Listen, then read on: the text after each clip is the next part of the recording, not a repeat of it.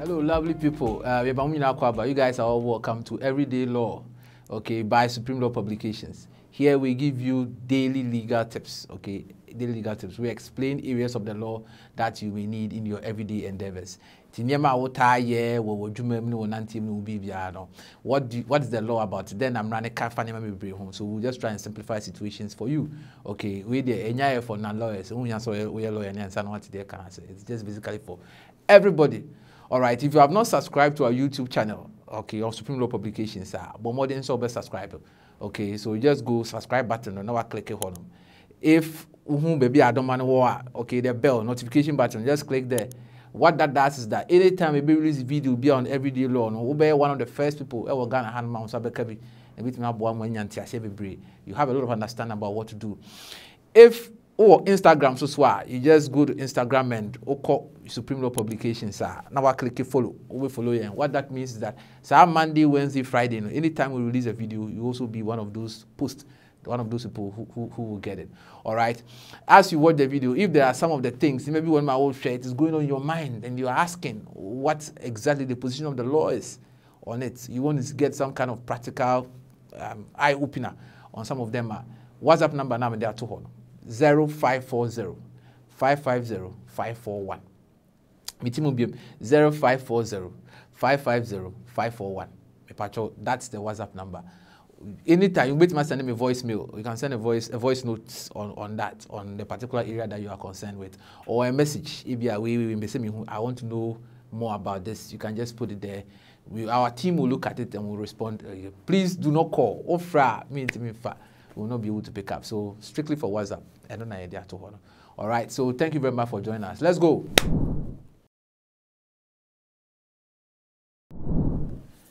Okay, welcome. So as you saw on today's episode, we are going to discuss a very important topic, very common. What is rape? What is rape? Now, you know the Criminal Offences Act, Ghana, what is a criminal offence? If you go to one of the sections, I think Section 98, yes, Section 98 of the Offences Act, what it says is that when we say rape, rape is where a female who is 16 years and above, okay, not less than 16 years, there has been a carnal knowledge of that female without her consent. Two things the womb. Oba or 16 years and upwards, or less than 16 years. Na obia fano, okay, carnal knowledge, that's what it means. Yeah, carnal knowledge, it means what fano, or the nebeme rani bemo. That is what it means in law, okay, without her consent, a rape. What I say. Now, for us in this particular video, no, the person can hear what we mean by consent, ankasa, relative to rape. So you can't consent relative to rape or consent generally in criminal actions, but if you say applying it to rape in this case, what do we mean? If you have sex with a lady who is 16 years and above without her consent, it's rape. What do we mean? Now, section 14 of the Criminal Offences Act explaining the various aspects of consent. And also, you see, one, if the person is insane or malconsent, that is it. Rape. Insane that is like someone who is like typically psychiatrically mad. That is not what the law means by insane. Insane means that if the person's state of mind, okay, the person's state of mind, it makes him incapable of forming a clear judgment of the matter as a result of probably some mental ailments or BBA. It could possibly be a grounds of what we call insanity. It will be one or more than to say or but he can't think straight. If you interact with the person, the trajectory of the conversation, Obian himself, we nice and hygiene and you're correct. What I said, possibly it has been proven by medically. If the person has that, Nasu will be not have a sexual affair, that person will be guilty of rape. What I said, because of that level of insanity. Bipolar, if there is evidence that the person has got bipolar disorder, and at the time of those things and all we classify that as insanity. It can be a grounds for saying that there was absence of consent. Anyway, what the friend of intoxication, okay, such that because of the intoxication, the person was incapable of understanding the effect of the actions or its consequence, the nature and the consequence of the action. Intoxication, and I say, the person cannot think straight. You understand that? Say if obi ni ye bibi sa, there is absence of consent. If by virtue of intoxication, na onim ade a oya. Into obi won ma obe share oba bi oni no ba nantia, na obi oni oba na cosport, no oni oba ne no monsa. His ideas oba na be bo or bo no yemre sa na de obe ka bia na obe fa. The portion is that the fact that a bro no, that insana one no, it impairs her judgment, and she's not able to clearly understand the nature of what is going on. If you have any sexual intercourse with the fellow, it can constitute rape. Why? Because there was no consent. Why? So unim so no insana ne nisube hetu.